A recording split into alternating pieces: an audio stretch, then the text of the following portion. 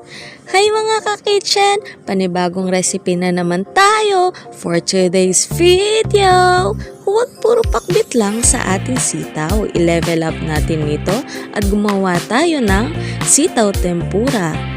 Para sa ating mga sangkap, syempre ang star ng ating recipe ang sitaw. Hiwa-hiwain lang natin ang mga sitaw at pagkatapos nating hiwain, babanlawan natin ito para matanggal ang mga kalaban.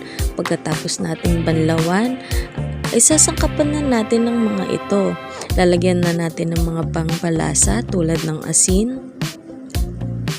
paminta, at syempre hahaluin natin ito. Siguraduhin malinis ang ating mga kamay. Para sa ating butter, gagamit tayo ng harina, ng cornstarch, at ng baking powder.